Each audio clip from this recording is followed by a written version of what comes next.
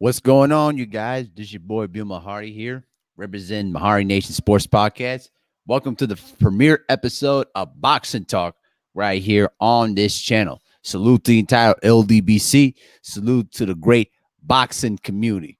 We are going to be live. We're going to have some fun, and we're going to discuss boxing today. So, for those of y'all who are new to the channel, feel free to hit the subscribe button and hit the bell icon for all the latest notifications when I start dropping some videos, and when I go on live. I go live on Thursday and Friday nights at 9 p.m. Central Time. And on Saturdays, I go live at 3 p.m. primarily for boxing. Okay? So let's go in here. Let's get started here. So, off the bat, I want to discuss to you guys about Devin Haney's performance last night. Now, I'll be honest. I really expected Devin Haney to just eliminate this Abdullah guy within 4 rounds. And it looked like, and then in my mind, it looked like it was to be true. And, Devin Haney showed what he was capable of. To me, he looks very mature, very beyond his years, and he's looks focused, he's hungry, and he's now put himself in a great position now, as he's now the WBC mandatory for Vasyl Lomachenko's WBC light heavyweight belt. I mean, lightweight belt. I'm sorry. I said light heavyweight, but he's Lomachenko's not a light heavyweight. Let's make sure I don't confuse myself. Okay. Now, when you really think about it now, in the lightweight division, is becoming much more competitive now. So you got Tank Davis, who's now the mandatory for the IBF belt. And now you got Devin Haney, who's now the mandatory for the WBC belt. So, and now you also got Teofimo Lopez and Richard Comey that's going to be fighting for their title belts. And I know that but wait, let me check on something real quick to make sure I don't get this right. Okay, Lomachenko has the WBA and WBO and WBC belts. Okay. Just had to make sure. So, right now, Lopez and Comey are going to fight for the IBF strap. So, it's really the lightweight division right now is starting to really heat things up a bit, because you got various fighters right now that are now in line to want the piece of Lomachenko. And right now, Lomachenko, he's got nowhere to run, nowhere to hide. Okay, now, with those y'all that see me on Trill Boxing Talk, I love to give Black Fight Fan TV a lot of hell, especially when it comes to Lomachenko. Now, what's going on, Samuel S? How you doing? Marquise Johnson, how you doing, fam? Thanks for coming in. So, way I look at it is this. Lomachenko is a very good fighter, okay? I will not be discussing about Lomachenko if he was a bum fighter. He's clearly not. But for anybody to believe that he's the top pound-for-pound fighter in the sport is egregious. He's only got what? He only has 15 fights to his name, and he's 14-1. And he lost to a guy named Orlando Salido, okay? So until he avenges that loss to me, I don't give him any respect for that. Plus, when you look at Lomachenko's resume, what are his significant victories, okay? Other than Gary Russell Jr., Nicholas Walters off a long layoff. Guillermo Rigondeaux, he was basically moved up to 2 weight classes because nobody at 122 wanted any smoke with Rigondeaux. An injured riddle, Jose Pedraza. I mean, are you kidding, bro? Listen, Lomachenko's days are numbered, in my opinion. Okay, so but let me stay focused on Devin Haney's performance. So he really did a good job of basically, showing his boxing ability. Abdullah, his opponent for that night, I really thought that he had no chance against Devin Haney. And, he was tagging in with right hands, and, he broke his face in, literally. And his trainers, Abdullah's trainers, stopped the fight correctly because he broke his cheekbone in the fight. So, now Devin Haney wants to smoke with Vasyl Lomachenko. You know what I'm saying? Abdullah. Okay. I'm not gonna try to butcher it, but the thing is this: Lomachenko right now, he's going to be cornered now. Now the heat's going to be on him. Okay. I don't see him retiring anytime soon. He's got to face either one of his top mandatories, either Tank Davis or Devin Haney. Now, I'm worried about Devin Haney's lack of experience because, he's not, he does not have the experience right now, at this level in big championship situations. But you know what? We all said that about Floyd Mayweather, and he pulled off big victories against Diego Corrales, Janero Hernandez. So just don't get me wrong. I'm not putting Devin Haney and Floyd Mayweather together in a comparison. That would be very unfair. All right. And I agree, Samuel S. I agree. Give Devin 2 more fights and he'll KO Loma. Right. You know what? That wouldn't be a bad idea too. Instead of, I give Devin Haney, major credit because he wants the Lomachenko fight immediately. But I feel that he's just not ready yet. He's just too inexperienced for me to put him in the lion's den with Lomachenko. Does he have the skill set? You bet he does.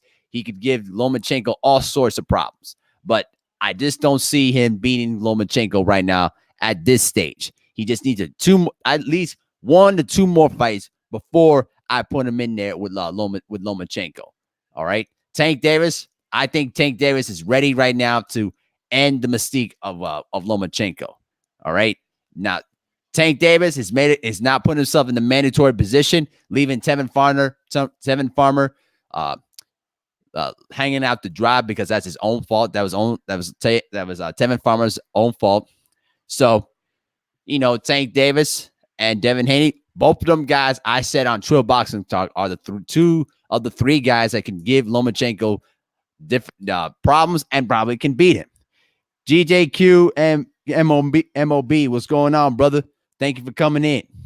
So, to conclude it by saying this, Devin Haney did his thing. Congratulations to him. Now he put himself as the mandatory for the WBC lightweight belt, and we'll see what happens from there. Now, the one thing I'm worried about is how this fight will get made because Bob Arum and Eddie Hearn are 2 people you just don't trust, okay? So it'll be listen, Eddie Hearn and Bob Arum are capable of working together, but are they going to help out Devin Haney and Vasily Lomachenko to make this fight together? I highly doubt it, but we'll see what happens. I'm hoping and betting on that this fight will take place soon, very, very down the line. But again, I think the politics is going to get in the way of making this fight possible. So we'll see what happens. And that's what I got to say about that part. Now, let's get into the next subject in hand. Before I do, let me get a drink real quick.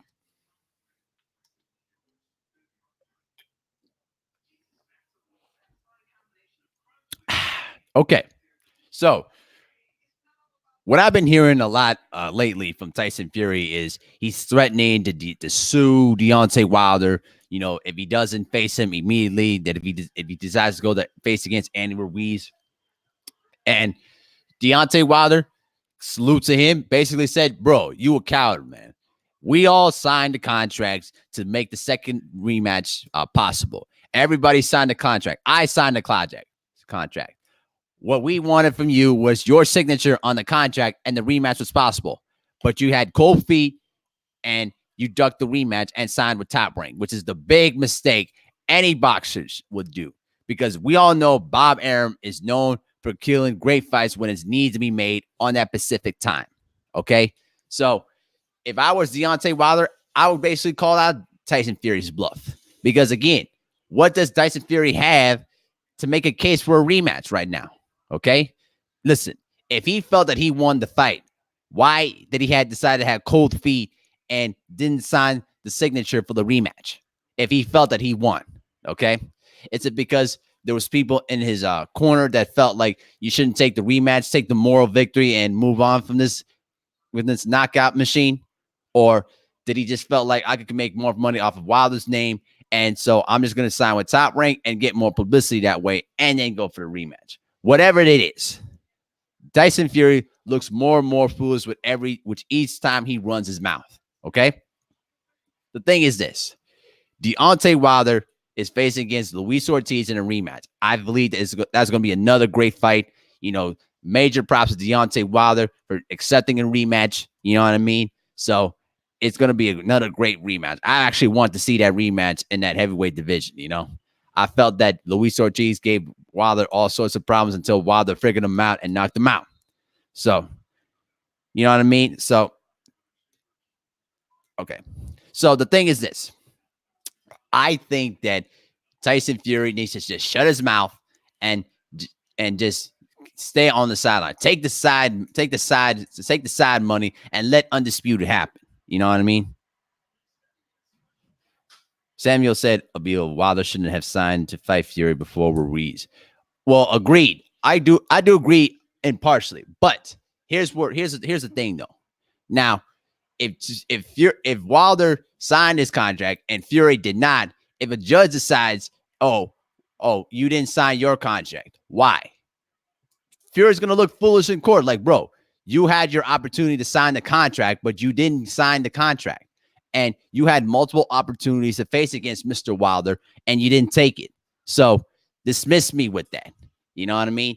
So if Wilder wants Undisputed, I believe he's going to get it. And both Ruiz and Wilder both want it, depending on what happens in the Joshua and Ruiz rematch, which I'm going to get to in a couple minutes. Brooklyn Child Boxing, what's going on, bro? How you doing, man? Welcome. So, Fury looks foolish. We all know this. And why? And the fact is, he's fighting another bum on ESPN. This guy named Otto Wallen. I have never heard this guy. I know most of you guys in this live stream have never heard of this guy. So why is it that Fury is getting a pass for fighting a bum while Wilder is facing against the heavy competition, facing against a guy that nobody in the heavyweight division wants any smoke with? Okay. So I find that to be a complete double standard. Okay. And Fury is using his privilege to a complete science. All right.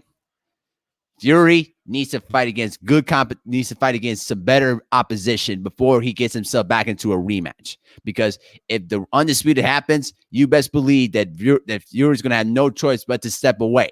Because if Wilder or Ruiz become Undisputed and you're next in line for all the belts, wouldn't you want to get a bigger payday out of it? You know what I mean? Would you want to have an opportunity to make even more money if you didn't decide to sign with Top Rank? I don't know. But those are the questions I would be asking Fury. Okay. So Wilder is right. Okay. He's a coward. He had an opportunity to sign the rematch, but he didn't.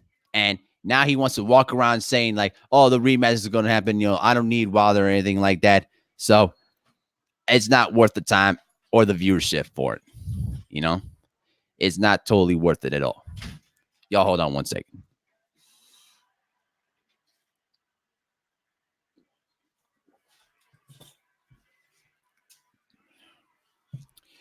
Brooklyn Child says, "I'm not even watching the Fury match. I will not give that fight my viewership. I'm just gonna listen into Marlo's Corner." Yeah.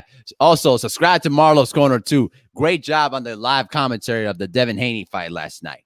You know what I mean? Salute to Marlo's Corner. Y'all go ahead and check out his play-by-play live streams. It's really awesome. So it's not even worth it, and I'll give ESPN credit in this aspect. They've done a really good job of selling Tyson Fury and really promoting this guy. This is something that HBO failed at in the final years of HBO boxing. Okay. ESPN is doing what HBO should have done in the final years. There's a reason why HBO boxing went out of business. They just kept trashing on their fighters, and a lot of their fighters left HBO, and they weren't making any money. The only good amount of money they made was Triple G versus Canelo. But other than that, nothing. So that's what it is. Mr. Boxing Today, too. What's going on, my man? How you doing? Good to hear from you, my man. Brooklyn Child Boxing says, Fury is a culture vulture chump. Can't argue with that. I cannot argue with that whatsoever. You know what I mean? So that's my take on that. All right. Fury, I'm not watching that Fury match whatsoever. It's not worth it. If he was fighting against somebody like a Gerald Miller or a Dillian White per se, maybe. But until then, forget it, man. Tyson Fury can't sell nothing. That's right, Samuel. Tyson can't sell nothing. That's right. Exactly.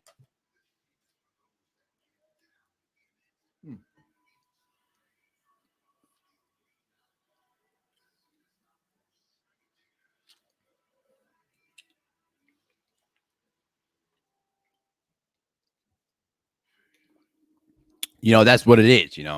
So I'm gonna get off that subject. Now we're gonna transition into the rematch that's gonna take place in Saudi Arabia between Andy Ruiz, the unified champion, versus Anthony Joshua. So if I had to choose a location for the match, I would either choose it in New York, where the match took place, or probably in Las Vegas, because you can make even more money that way.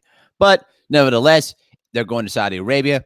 Whatever the reason they have is, I do not know, but it is what it is. Brooklyn Child says, I would expect the Charles Monk crying out loud. That's just cold, though, bro. That's cold. And, I'll say this, too. Charles Martin's not a bum. He's just not an elite fighter, but a belt was given into his lap, and he got roasted by Anthony Joshua. So, it is what it is. But to continue along with this, Ruiz right now, based on based on uh based on what I've seen in the press conferences, I think that Andy Ruiz is is showing his killer instinct. Okay. Anthony Joshua, he looks passive, he looks, dismissive, and he doesn't look like a guy that is confident that he's going to pull this out. And there's so much pressure for Anthony Joshua more than ever, more pressure than he's ever had in his entire life. Okay. So the thing is this, I think that Ruiz's head movement and quick and fast hands is going to give Anthony Joshua problems. Now, I've seen Anthony Joshua lose some muscle, but the fact is he's still too big. Okay. He has too much muscle on his system, because all that lactic acid is down the line is going to make your arms and your legs and your neck stiff. Okay. So the thing is this, I think that Ruiz is going to knock him out probably within 6 to 8 rounds, in my opinion. Okay. I think that Anthony Joshua is going to have his good moments because he can throw good combinations. But again, he doesn't have head movement. When you don't have head movement as a heavyweight, you're basically a standing target. And when I look back into that first fight, the fact is Anthony Joshua didn't show no head movement, and he got concussed before the fight. Now, Robert McCracken made a huge confession. He said that AJ got concussed probably around the second round, okay? And he had an opportunity to start the fight, but he chose not to, and he let Anthony Joshua to go out there. Now, I'll answer that question Samuel asked about the Earl and Sean thing in a minute. But let me ask y'all this. Let me ask you this.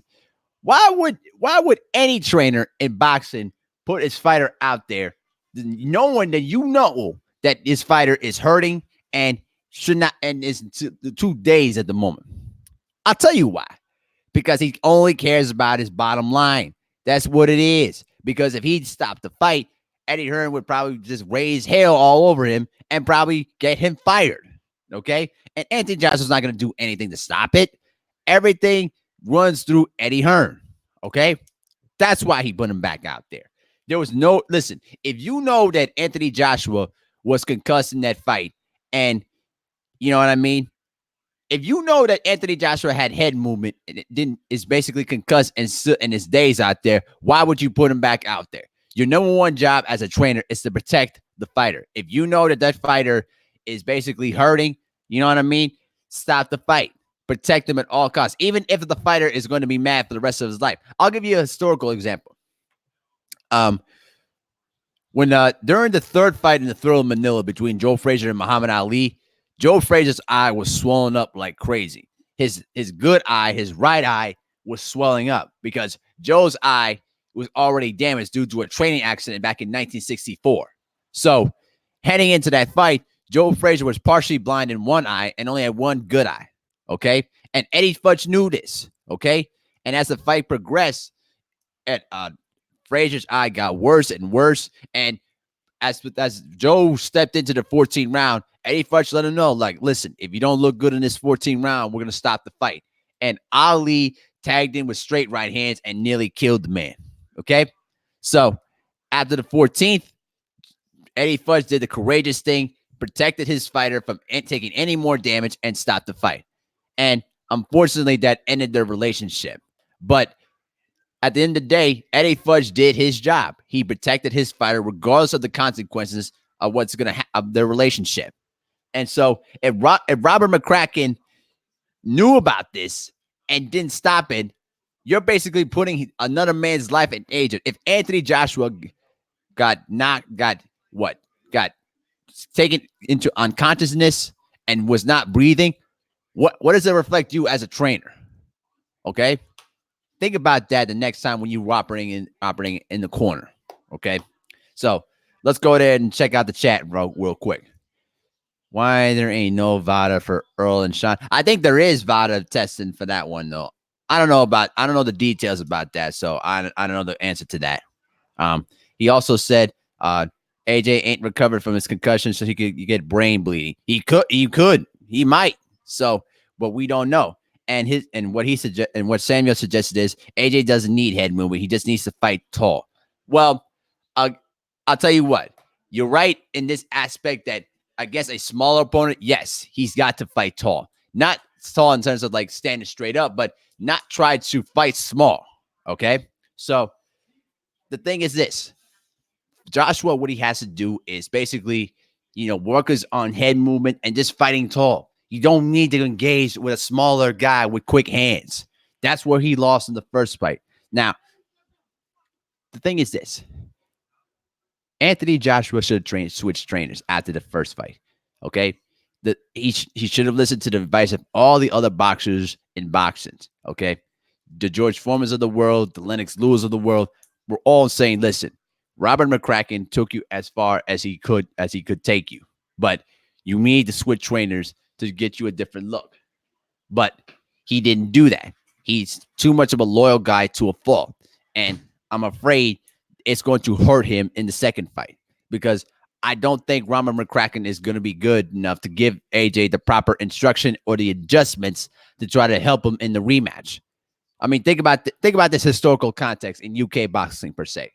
What happened after Lennox Lewis got knocked out by Oliver McCall and his fourth title defense with the WBC belt after Riddick Bowe threw the belt in the trash? Okay. What did he do? He fired Pepe Correa and hired Emmanuel Sur, who ironically was also the same trainer for Oliver McCall. He switched trainers, and then 5 years later, he became undisputed heavyweight champion because he taught Lennox Lewis how to fight tall and how to use that jab. Okay. So sometimes you have to look at yourself and say, what am I doing that's not good enough? And I don't think Anthony Joshua is not smart enough to understand that. And I do believe that Anthony Joshua is going to get hurt real bad in the second fight. Okay. Now, how is it going to take place in Saudi Arabia with the ruling and how the fight's going to be officiated? I don't know. But if I were Andy Ruiz, I would not want to have this fight taken to a decision because the judges may be on some shady stuff or might get paid off. So I would try to advise Andy Ruiz, listen, just do what you did in the first fight, but do it better and get him out of there. All right. Don't allow it. Don't let the fight go in the hands of the judges because you don't know what the judges are going to be looking for, or they're going to screw you out of those belts. So that's how I kind of see it.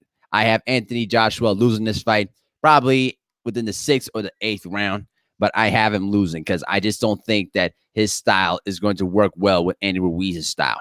Because again, like BFTB Boxing always says in this channel, styles make fights. And the style of Andy Ruiz is not good for Anthony Joshua. Okay. He likes a fighter that's going to stand toe to toe with them and that he can tee off with. And to be honest with you, I hope that Anthony Joshua doesn't win this fight because we all know that if he wins the fight again, he will not face Wilder. That's a fact. He's ducked Wilder multiple times. And rejected $50 million to face against the man.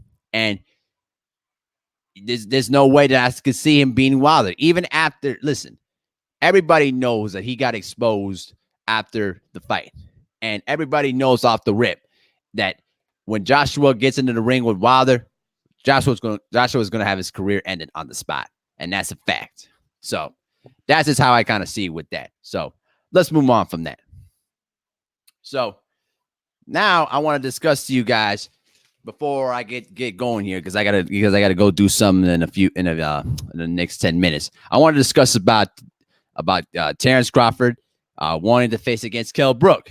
Now, the question that I posted on the description of this live stream is Kell Brook and Terence Crawford a good fight? I'll tell you this right now. Skill wise, yes. This is a really good competitive fight. And Kell Brook, even through his 2 losses, can give Terence Crawford multiple problems. But here's what I'm concerned about it. Okay. Here's my major concern. My concern is if we as fans request Terence Crawford to face against Kell Brook, and if he beats up Kell Brook, are we going to give him the credit that he deserves? Okay. Now, I've heard conflicting arguments that Kell Brook deserves an opportunity. Okay. And should have a chance to face Terence Crawford. I do agree with that. I think it's much more of a competitive fight than Amir Khan was. So I think that it's going to be a good fight. And if Terence Crawford goes in there and beats him up like I know he would, I still will give him credit at the end of the day. I'm always an even-handed person when it comes to Terence Crawford.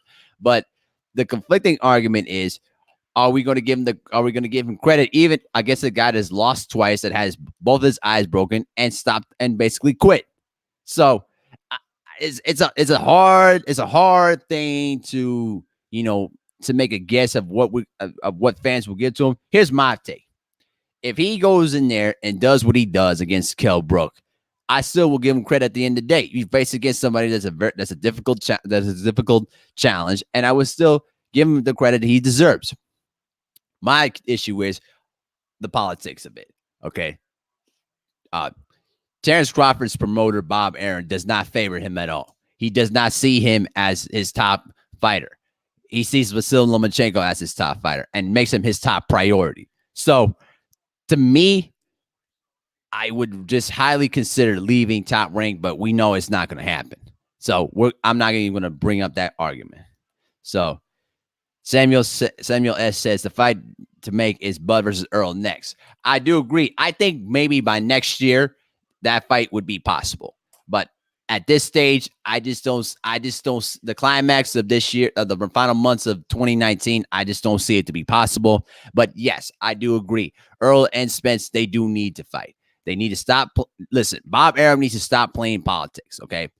The fight can be possible if you just step out of the way. Don't let your ego get in the way.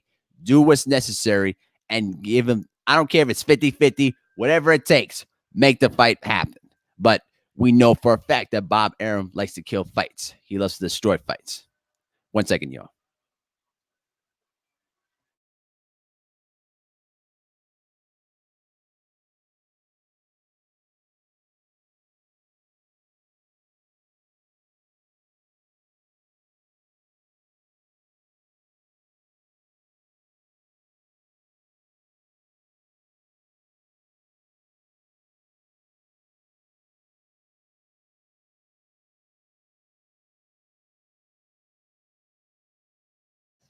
All right, y'all, I'm back. Sorry about that.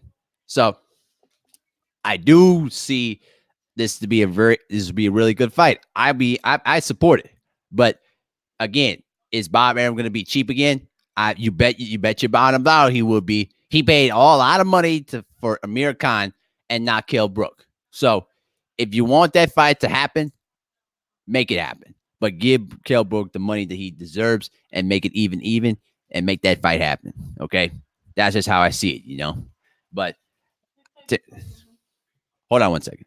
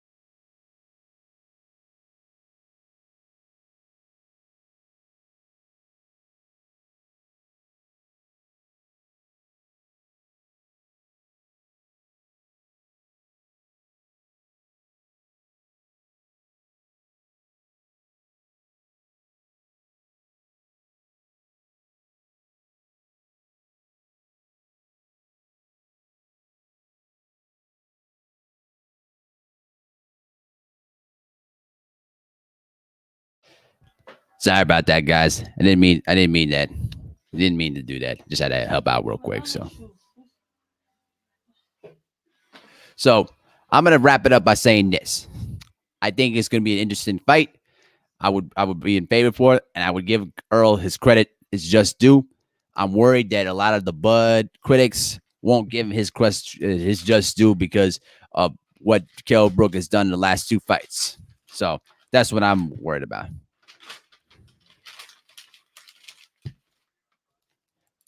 No, that's false, Samuel.